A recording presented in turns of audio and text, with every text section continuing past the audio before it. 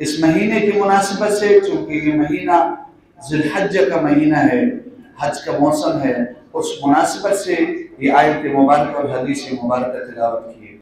मोहतरम हाज़रीन व सामीन हज़रात, इस्लाम के 5 बुनियादी अरकान है। गोया इस्लाम और इमारत है वो इन 5 बुनियादों पर कायम और दायम है। नंबर 1 तौहीद, नंबर 2 नमाज, नंबर 3 रोजा, नंबर 4 ज़कात, नंबर 5 हज। हज ये इस्लाम की बुनियादी रुकन है। इस मुख्तसर वक्त में हज के फराइज़, उसके वाजिबात, उसके मवाने, उसके शराइत, हज का तरीका, हज के अक़साम, हज के फ़ज़ाइल आपके सामने रखूंगा। इब्राहीम अलैहिस्सलाम ने जिस वक्त बैतुल्लाह की तामीर किया, इब्राहीम अलैहिस्सलाम ने तामीर करने के बाद दुआ मांगी। फिर अल्लाह ताला ने हुक्म दिया कि इब्राहीम आवाज दो, लोगों को हज के लिए बुलाओ। इब्राहीम अलैहिस्सलाम ने अल्लाह के इस हुक्म को पूरा किया। इब्राहीम अलैहिस्सलाम ने कहा, अल्लाह ये आवाज कैसे पहुंचेगी? अल्लाह ने कहा, आवाज लगाना तेरा काम है, पहुंचाना मेरा काम है। हदीस मुबारक में आता है, जिन लोगों ने इस आवाज को सुना और उन्होंने लब्बैक कहा तो उनको अल्लाह पाक हज की तौफीक देगी। एक हदीस के अंदर आता है कि जो लोग उस वक्त आलम अरवाह में थे, दुनिया में थे, जहां कहीं भी थे, जिन्होंने आवाज सुना तो अल्लाह पाक उनको हज की तौफीक दी। एक और हदीस मुबारक में जिन्होंने एक मरतबा हज का जो इस आवाज का जवाब दिया, लब्बैक अल्लाहुम्मा लब्बैक के साथ, उसको एक मरतबा हज का मौका मिलेगा। जिसने 2 मरतबा किया तो 2 मरतबा, जिसने 20 मरतबा जवाब दिया तो उसको 20 मरतबा हज के जो मौका मिलेगा। हज इसका लुग़वी माना है कसद करना, और इस्तिलाही शरई माना इसका ये है कि ज़माने मखसूसा में अफ़आल मखसूसा को मुकामात मखसूसा में अदा करने का नाम हज है। ज़माने मखसूस ज़माने में वक़्त ज़माना इसका मखसूस है, वो है शव्वाल का महीना।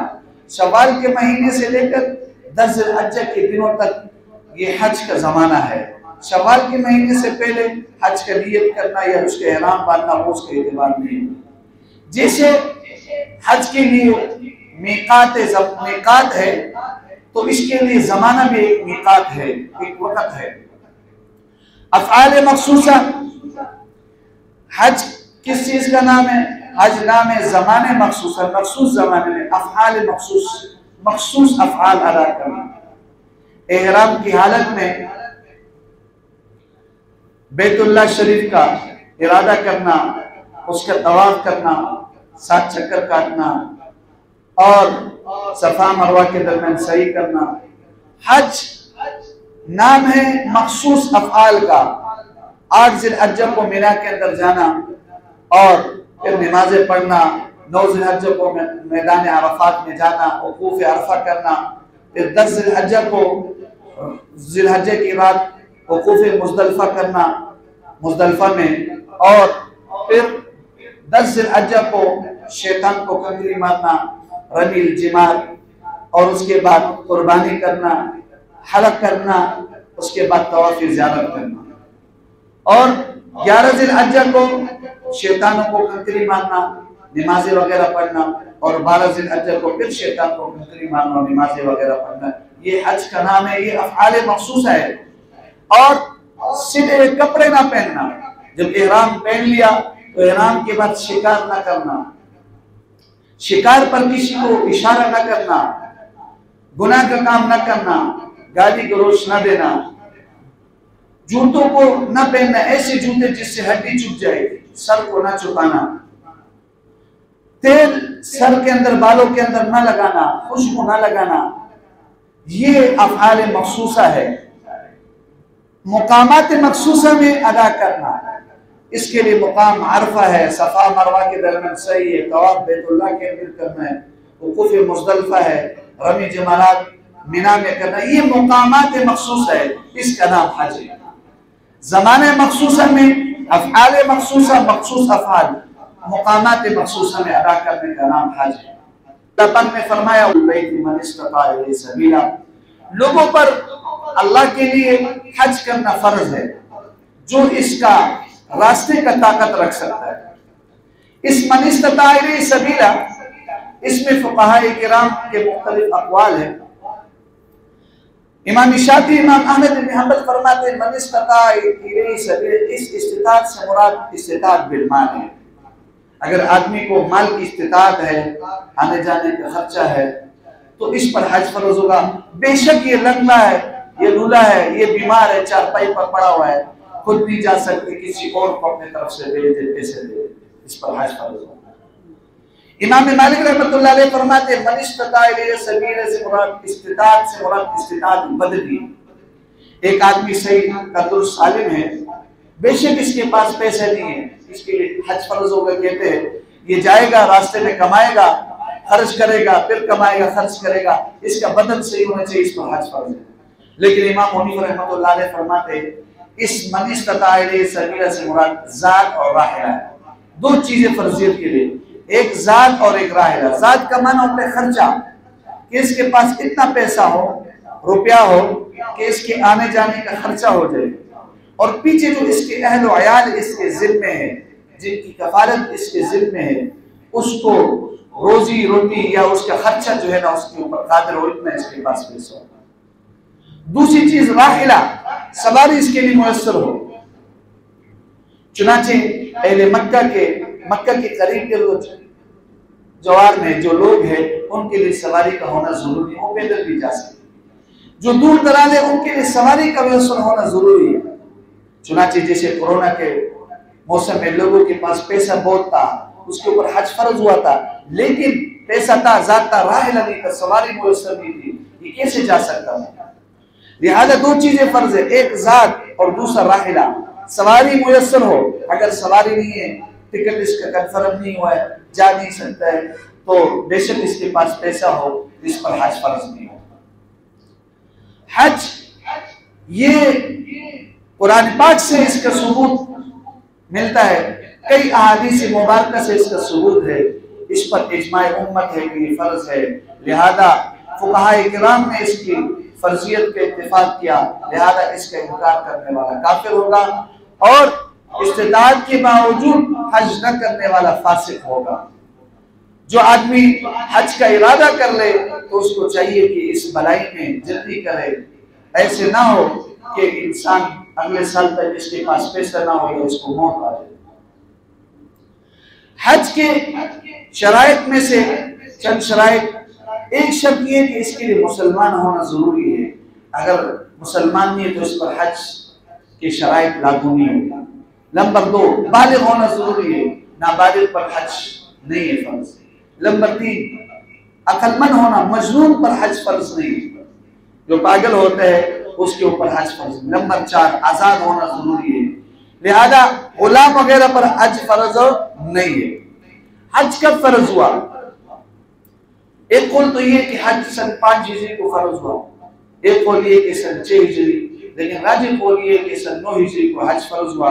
आप अलैहिस्सलाम ने पहले साल अबू बकर सिद्दीक रज़ियल्लाहु ताला अन्हु को हज का अमीर मुकर्रर करके भेजा। फिर अगले साल आप अलैहिस्सलाम ने 40,000 नुफूस मुक़द्दसा को, सहाबा इकराम को अपने साथ लेकर रवाना हुए और हज का रुकन अदा किया। हज के जो मवाने हैं, चंद मवाने ऐसे हैं कि अगर ये मौजूद है तो हज फौरी तौर पर फर्ज नहीं होते, जब ये माने खत्म हो जाएंगे तो हज फर्ज हो जाता है। जैसे इंसान बीमार है, अपाहिज है, लंगड़ा है, लूला है, कुछ बीमारी ऐसी है जो आर्जी है और हज इसके ऊपर है, इसके पास पैसा है, आने जाने का खर्चा सब है, लेकिन इस वक्त इसके बदन ठीक नहीं है, तो ये जब खत्म हो जाएगी, माने खत्म हो जाएगा तो हज फिर इसके ऊपर फर्ज हो जाएगा, हज करेगी। इसी तरह औरत है, उसके पास पैसा है लेकिन महरम आदमी नहीं है, जब तक महरम मिलता नहीं है तो इसके ऊपर हज लाज़मी। ये शर्तें हैं, माने हैं शर्त। कोई कैद में है, किसी के कैद में है और इसके पास पैसा है, लेकिन अब कैद में, तो जब तक ये कैद से खलासी नहीं होगा इस पर हज फर्ज नहीं है। बाज़ उलमा लिखते हैं कि बाज़ लोगों के पास जमीनें बहुत होती है, नकदी नहीं होती है, तो उलमा लिखते हैं कि उसको चाहिए कि उस जमीनों को बेच करके उसको चाहिए कि हज कर ले। हज के अक़साम, हज के जो अक़साम है वो 3 किस्म है। नंबर 1 हज तमत्तो, नंबर 2 हज इफराद, नंबर 3 हज क़िरान। हज तमत्तो उसको कहते हैं कि तमत्तो का माना तो फायदा उठाना, कि एक सफर के अंदर उम्रा भी करे हज भी करे, इसको हज तमत्तो। आजकल उमूमन जो इन दिनों में हाजी हजरात जा रहे हैं पाकिस्तान, हिंदुस्तान, बांग्लादेश, ये हज तमत्तो करते हैं और ये बड़ा आसान है। उसके तरीका ये है कि इंसान अपने घर से या एयरपोर्ट से या बंदरगाह से या जो मीकात है उससे पहले एहराम बांधे और उम्रे की नियत करे। अल्लाहुम्मा इन्नी उरीदुल उम्रता फयस्सिरहा ली व तक़ब्बलहा मिन्नी। ये उर्दू में पश्तो में ये अल्फाज कहने आसान से अल्फाज, या अल्लाह मैं उम्रे की नियत करता हूँ, इसको मेरे लिए आसान कर दे और इसको कबूल कर। फिर लब्बैक अल्लाहुम्मा लब्बैक लब्बैक ला शरीका लक लब्बैक इन्नल हम्दा, ये दुआ, ये तलबिया पढ़े जोर जोर से। ये जिस वक्त मीकात से जो हुदूद है, इसके बगैर एहराम के बगैर हुदूद को क्रॉस नहीं कर सकते। ये जाता है बलदुल्लाहुल हराम में जाता है, चुनाचे बैतुल्लाह शरीफ का तवाफ करता है, 7 चक्कर काटने के बाद 2 रकात तवाफ की नमाज पढ़ते हैं नफल, लेकिन पढ़ना वाजिब है। फिर इसके बाद ये सही करते हैं, सफा मरवा के दरमियान दौड़ते 7 चक्कर लगाते हैं। ये इसका उम्रा पूरा हो गया। फिर उसके बाद हलक करेगा या कसर करेगा, बालों को छोड़ देगा, ये उम्रा हो गई। फिर इसके बाद 8 ज़िलहज्जा को ये इबादत वगैरह करता रहे। 8 ज़िलहज्जा को जहाँ कहीं भी है, चाहे होटल में, चाहे मदीना में या कहीं भी है, बाद हज़रात 7 ज़िलहज्जा को एहराम पहन लेते हैं। तो ये 8 ज़िलहज्जा के हज के दिन शुरू हो जाते हैं। इसने पहले उम्रा कर लिया, अब ये नियत करेगा हज का। अल्लाहुम्मा इन्नी उरीदुल हज्जा फयस्सिरहा ली व तक़ब्बलहा मिन्नी। ए अल्लाह, मैं हज के नियत करता हूँ, इसको मेरे लिए आसान कर दे, इसको कबूल कर। ये फिर रवाना हो जाता है, मीना की तरफ जाते हैं, या ग्रुप वाले इसको लेके जाते हैं। ये हज का पहला दिन है 8 ज़िलहज्जा, हज का पहला दिन 8 तारीख है हज इस्लामी, ये महीने के ज़िलहज्जा का। ये मीना में गुजारता है। क्या काम करता है? हज के 5 दिन है, पहले दिन कहाँ गुजारेगा? मीना में गुजारेगा। क्या काम करेगा? नमाज़ें वगैरह पढ़ेगा, दुआ करेगा। दूसरा दिन कहाँ गुजारेगा? क्या काम करेगा? दूसरा दिन अरफात में गुजारेगा, वकूफ अरफा करेगा। ये हज का रुकन है, बड़ा रुकन है, और अगर किसी ने अदा नहीं किया तो उसका हज ही नहीं होगा। यहाँ पर ये दुआ करेगा, नमाजें पढ़ेगा, जोर असर इकट्ठा पढ़ेगा। उसके बाद मगरिब होने के बाद ये रवाना हो जाएगा, मुज़दलिफा जाएगा और रात को मुज़दलिफा क़याम करेगा।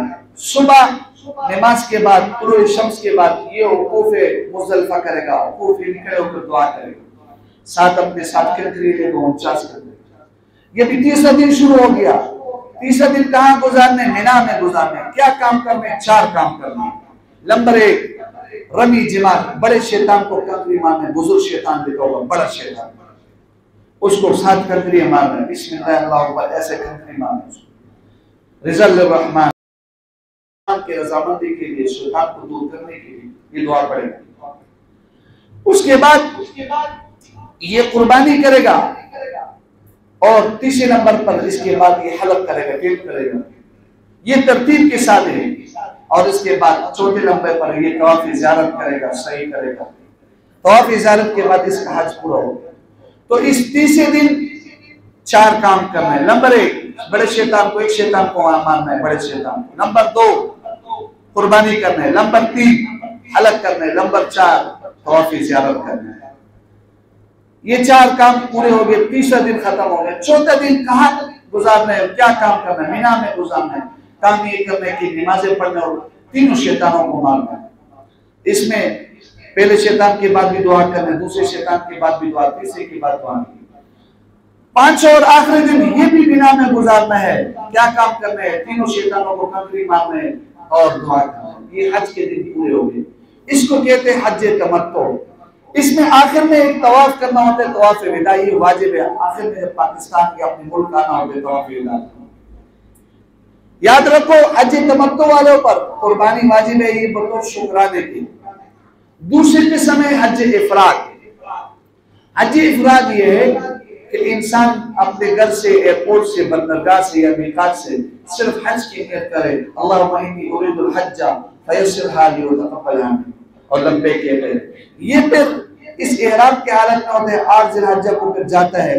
इसी तरह मिना में वही काम करना, पहले दिन मिना में गुजारने, नमाजें पढ़नी, दूसरे दिन अरफात में वकूफ अरफा करने, तीसरे दिन फिर मिना में 4 काम करना है, शैतान को मारना है, कुर्बानी करना है। लेकिन इस हाजी पर कुर्बानी वाजिब नहीं है, जरूरी हज इफराद वाले पर कोई जरूरी नहीं, हज तमत्तु वाले पर है, हज किरान वाले पर भी। और फिर चौथे नंबर पर जो है ना तवाफ ज़ियारत, कुर्बानी हलक करने के बाद तवाफ ज़ियारत। चौथा दिन फिर मिना में, फिर इसी तरह तीनों शैतानों को मारना है। फिर 5वां दिन फिर मिना में शैतान को मारना है। ये अपने होटल में जो दिन गुजारे तो कोई मसला नहीं। ये हज इफराद, शवाफी के नज़दीक हज इफराद अफजल है। फिर वो कहते हैं कि तमत्तु फिर इफराद। तीसरे नंबर पर हज किरान है, हज की किस्म है। ये हज किरान जरा मुश्किल है और नास को समझना मुश्किल होते हैं, उलमा और खवास लोग उसको समझते हैं। ये हज किरान ये उम्मन इन ज़िलहज्जा के दिनों में होते हैं, अभी महीना आए नहीं, उन दिनों में ये करना होता है कि इंसान घर से या एयरपोर्ट से या बंदरगाह से हज का इहराम बांधिए चला जाता है। वो हज और उम्रा दोनों की नियत करते हैं, अल्लाहुम्मा इन्नी उरीदुल हज्ज वल उम्रता फयस्सिरहुमा ली व तक़ब्बलहुमा मिन्नी, या अल्लाह हज और उम्रा दोनों की नियत करता है, इसको मेरे लिए आसान कर दे, इसको मेरे लिए। ये फिर जाता है, पहले तवाफ करता है, फिर सफा मरवा के दरमियान सही करता है, ये उम्रा हो जाता है। इसके बाद ये इहराम नहीं खोलेगा हज किरान वाला। ये फिर अगर इस वक्त फिर सफा मरवा के दरमियान सही कर रहे ताकि इस तवाफ ज़ियारत में ना करना पड़े तो ये कर सकता है। उसके बाद फिर ये सारे अरकान उसी तरह हाजी की तरह करेगा। मिना में जो है ना 8 ज़िलहज्जा मिना में वही अफ़आल जैसे बाकी हाजी करते हैं। इसके लिए कुर्बानी करना जरूरी है। अलबत्ता हज किरान वाले आदमी के लिए अगर इसने पहले तवाफ ज़ियारत के लिए सफा मरवा के दरमियान सही किया तो अब 10 ज़िलहज्जा को जब ये अलग करेगा, टिल करेगा, उसके बाद ये जो है ना तवाफ करेगा तवाफ ज़ियारत, लेकिन उसने सफा मरवा के दरमियान सही इसके लिए जरूरी है। याद रखो ये हाजी किरान, जो हाजी किरान कहलाता है कारिन, ये जब उम्रा करेगा तो हलक नहीं करेगा, क्योंकि हलक तब करना होता है जब इहराम खोलना होता है। ये इसी इहराम के अंदर अंदर फिर हज करेगा। हमारे नजदीक ये सबसे अफजल है। किरान का माना होता है मिलाना, हज और उम्रा को इसने मिला दिया, ये बहुत मुश्किल है, इसलिए जो है सबसे ज्यादा इस पर फजीलत है। तो ये 3 किस्म के हज हो गए। हज के फराइज, पहला फरीजा ये है, पहला फर्ज ये है कि इंसान इहराम बांधे नियत कर ले। नंबर 2 वकूफ अरफा, मुकाम अरफात में वकूफ अरफा, ये भी फर्ज है। नंबर 3 तवाफ ज़ियारत, और नंबर 4 इन अफ़आल को तरतीब के साथ करना, यानी पहले इहराम है, फिर वकूफ अरफा है, फिर तवाफ ज़ियारत, इसमें रद्द बदल नहीं कर सकते। और नंबर 5 इन अफ़आल को इन मुकामात में अंदर करना, वकूफ अरफा अरफात में करना, तवाफ हरम के अंदर करना, और जो इहराम है इहराम की नियत करना। ये फराइज है। वाजिबात क्या है हज के? हज के वाजिब ये है वकूफ मुज़दलिफा, ये वाजिब है। नंबर 2 शैतान को कर्म नहीं मानना, रमी जमार, ये वाजिब है। नंबर 3 अगर हाजी मुतमत्ते और काबिल है उसके लिए कुर्बानी करना। नंबर 4 हलक करना, और नंबर 5 इस हलक शैतान को कंकरी मारना, कुर्बानी, इसमें तरतीब वाजिब है। तरतीब क्या है? वाजिब है। और नंबर 6 तवाफ विदा करना। ये तवाफ विदा, ये जो है ना इसको तवाफ सदर भी कहते हैं। ये क्या है? ये वाजिब है। ये फरा इसके वाजिबात है हज के, और इसके फजाइल बेशुमार फजाइल है। हदीस मुबारक में आता है, आप अलैहिस्सलाम ने फरमाया मन अरादल हज फलयुअज्जिल। इब्न अब्बास रज़ियल्लाहु तआला अन्हु से मरवी है कि जिसने हज का इरादा किया उसको चाहिए कि वो जल्दी करे। एक सहाबी, अंसारी सहाबी और एक सकफी सहाबी, दोनों आकर नबी अलैहिस्सलाम के पास महीना में आए। आप अलैहिस्सलाम समझ गए कि हज के बारे में पूछना चाह रहे, इसकी फजीलत। आपने फरमाया क्या इसकी फजीलत पूछना चाहते हो? सहाबा ने कहा हाँ या रसूल। आपने फरमाया जब आदमी हज की नीयत से इरादा करते, हज के एहराम पहन करके निकलते, एक कदम रखता है तो कदम पर उसको एक नेकी मिलती है, एक उसके गुनाह माफ होते हैं। अगर इस सवारी पर जहाज का सफर क्यों ना हो। फिर जाकर ये तवाफ करता है तो इस तवाफ पर इसको एक गुलाम, अरबी गुलाम आजाद करने का सवाब मिलता है। और सफा मरवा के दरमियान सही करता है तो इसको 70 गुलामों को आजाद करने का सवाब मिलता है। और जब ये मैदान अरफात में आता है तो अल्लाह रब्बुल इज्जत फरिश्तों को सामने कहकर कहते हैं कि मेरा बंदा परागंदा हाल बुरे हाल में आया मेरे सामने और मुझसे गुनाहों की मग़फ़िरत की दुआ करते है, मैंने उसकी गुनाहों को माफ कर दिया। फरिश्ते कहते हैं अल्लाह इसमें फलां फलां आदमी का फलां या फलानी औरत का फलां गुनाह है, अल्लाह पाक फरमाते हैं मैंने उस गुनाहों को भी माफ कर दिया। और एक रिवायत में आता है कि अल्लाह रब्बुल इज्जत फरिश्तों को गवाह बनाता है कि इनके गुनाह आसमानों के बारिश के कतरों के बराबर क्यों ना हो, जमीन के रेत के जर्रात के बराबर क्यों ना हो, दरख्तों के पत्तों के तादाद के बराबर क्यों ना हो, मैंने इनके गुनाहों को माफ कर दिया। और जिनके लिए ये माफी की दरख्वास्त करेंगे उनकी भी माफियत हो जाएगी। और जिस वक्त इंसान हलक करता है तो इसके एक बाल के बदले में उसके गुनाह माफ होता है। और एक हदीस मुबारक में आता है और 1 रुपए खर्च करते तो 700 गुना इसको सवाब मिलता है। एक रिवायत के अंदर 1 दिरहम 4 करोड़ दिरहम के बराबर, इससे मालूम होता है कि 1 रुपए 4 करोड़ रुपए के बराबर खर्च करने के सवाब मिलते हैं। लिहाजा हाजी हजरात जब जाते हैं तो वहां पर कंजूसी नहीं करना चाहिए, अल्लाह की राह में खर्च करना चाहिए। आप अलैहिस्सलाम ने फरमाया कि जब इंसान हलक करता है फिर तवाफ़ ज़ियारत कर लेते हैं तो एक फरिश्ता आकर इसके मोंडों के दरमियान हाथ रख लेते हैं और इसको कहते हैं जा तू नए सिरे से अमाल कर, तेरे सारे गुनाह माफ होंगे। और ये हदीस समझ में आते हैं कि मन हज्ज लिल्लाह फलम यरफुस वलम यफसुक रजा का यौम वलदतुहु, कि जो आदमी हज करता है अल्लाह के लिए, न कोई गुनाह करता है न कोई नाफरमानी करता है, वो ऐसे होता है कि जैसे उसके माँ ने अभी उसको जना हो।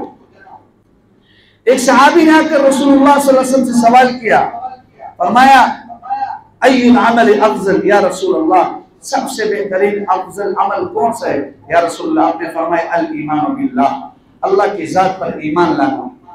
फिर पूछा सुन्नाता, फिर कौन सा अमल अफजल है? आपने फरमाया अल जिहाद, अल्लाह के रास्ते में जिहाद करना। सुन्नता या रसूलल्लाह, फिर कौन सा अमल अफजल है? आपने फरमाया अल हज्जुल मबरूर, वो हज कबूल शुदा। हज मबरूर की तारीफ जो कबूल शुदा हज हो।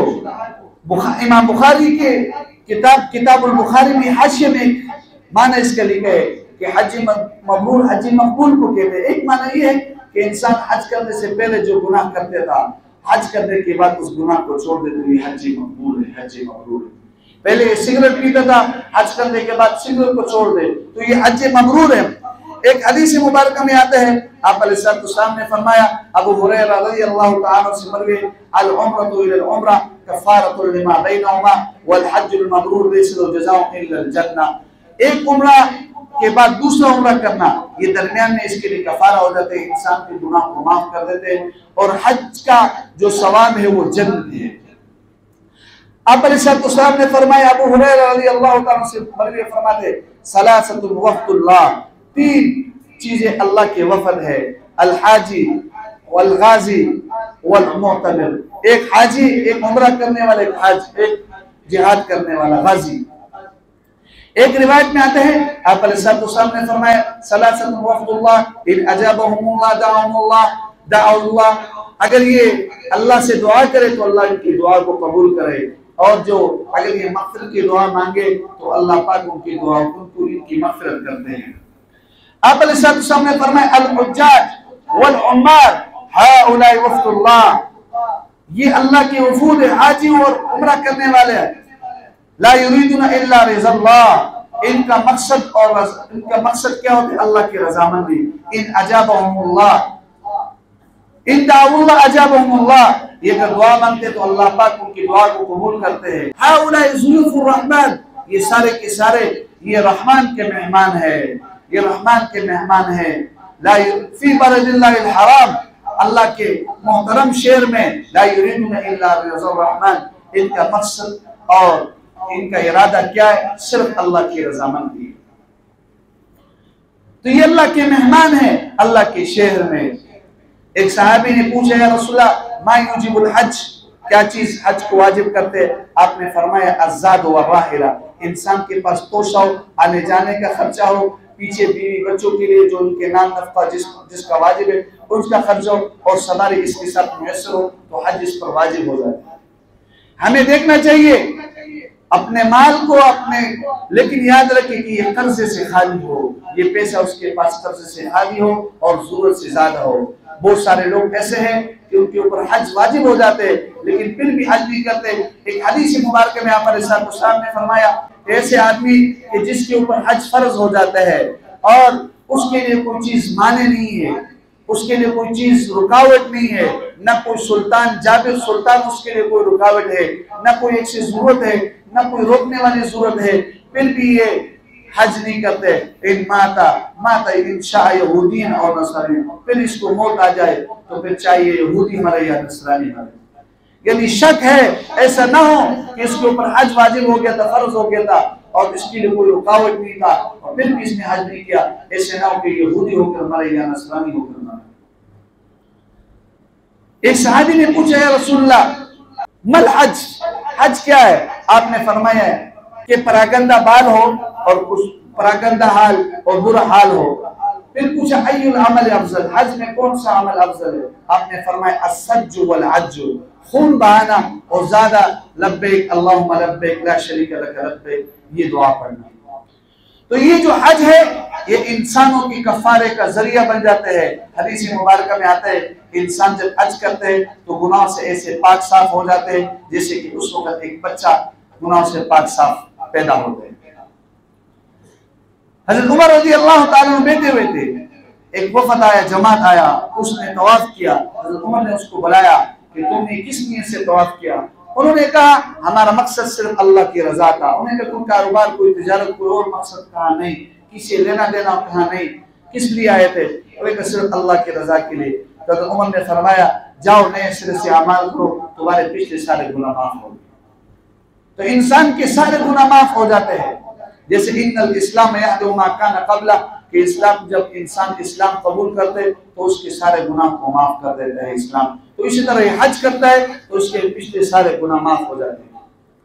इमाम गजाली रहमतुल्लाह अलैह तसव्वुफ के बहुत बड़े इमाम थे।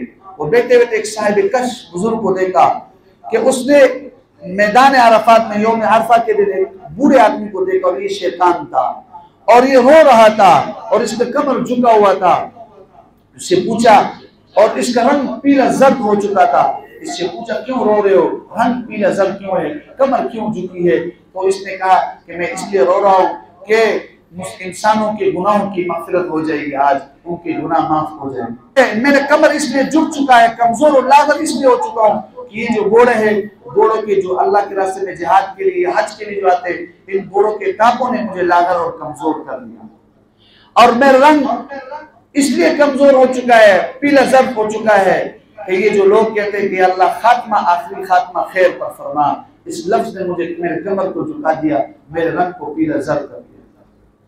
तो शैतान के लिए इस दिन बहुत बड़ी हलाकत होती है और इंसान के लिए मग़फ़िरत और बख्शिश का जरिया होता है। लिहाजा ये जो हाजी हजरात जाते हैं हज के लिए, ये इनके खानदान वालों के लिए भी बड़ी मग़फ़िरत का जरिया होता है। एक हदीस मुबारक में आता है कि एक आदमी हज के लिए जाता है तो उसके खानदान में से 400 आदमियों की मग़फ़िरत का जरिया बनते हैं। 400 आदमियों की ये सिफारिश कर सकता है। और आप अलैहिस्सलाम ने फरमाया, इब्न अब्बास रज़ियल्लाहु ताला से मरवी है, इज़ा लक़ीतल हाज फसल्लिम अलैहि, जब तुम्हारा मुलाकात हाजी से हो तो उस पर सलाम करो, वसाफ़िहु, उससे मुसाफ़ा करो, वमरहु, और उसको ये कहे कि भाई अयस्तग़फिर लका, कि तुम्हारे लिए मग़फ़िरत की दुआ करे, क़ब्ल अयदख़ुल बैतहु, अपने घर में दाखिल होने से पहले, फ़इन्नहु मग़फ़ूरुन लहु, इसलिए कि वो बख्शे बख्शा है। तो ये हाजी उसे ये जो रस्माना तौर पर नहीं कहना चाहिए कि हमारे लिए हाजी साहब दुआ करे, दिल से उसको कहो। और जिस हाजी से मुलाकात होते जाते हो मिंबर रसूल पर कसम उठा के कहते हो कि ये उसको हर जगह पर, अगर हर जगह ना हो तो बाद जगह पर जरूर उसके सामने आता है कि इस फलाने आदमी ने मुझे दुआ के लिए कहा था। बेशक उसका रिश्तेदारी क्यों ना हो, वो उसके सामने होते और उसके लिए दुआ करते। यही वजह है कि आजकल लोग उम्रों के लिए बहुत जाते हैं, हज के लिए बहुत जाते हैं। उसकी वजह यह है कि लोग एक दूसरे की दुआएं मांगते हैं, अल्लाह पाक उसको भी नसीब करते हैं। पहले जमाने में आपने देखा होगा कई बहुत थोड़े लोग जाते थे, अब लाखों में पाकिस्तान से जाते, थोड़े लोग से लोग जाते थे, इलाके में 1-2 आदमी चले जाते। तो दुआ में भी लोगों को इतना पता नहीं था, दुआ में भी कंजूसी। अब दुआ में जब कंजूसी नहीं होगी तो हर आदमी देखते अगले साल, उससे अगले साल वो हज के लिए जा रहे, उम्रे के लिए जा रहे। लिहाजा इन हाजियों को, इनको जो है ना दुआ का कहा करो, लेकिन रस्माना नहीं, दिल से कहा करो। और ये जब आपके लिए दुआ मांगेंगे तो दुआ कबूल होगी। और हदीस मुबारक में ये भी आता है कि 40 दिन तक इसकी दुआ कबूल होती है। और ये भी हदीस मुबारक आपके सामने तिलावत की कि घर में दाखिल होने से पहले पहले उससे दुआ का कहो। अल्लाह ताला हम सबको हज करने की तौफीक नसीब फरमाए, बार बार अपने घर की ज़ियारत नसीब फरमाए और सब मुसलमानों के हज को अल्लाह ताला कबूल फरमाए। व आखिरु दावाना अनिल हम्दुलिल्लाहि रब्बिल आलमीन।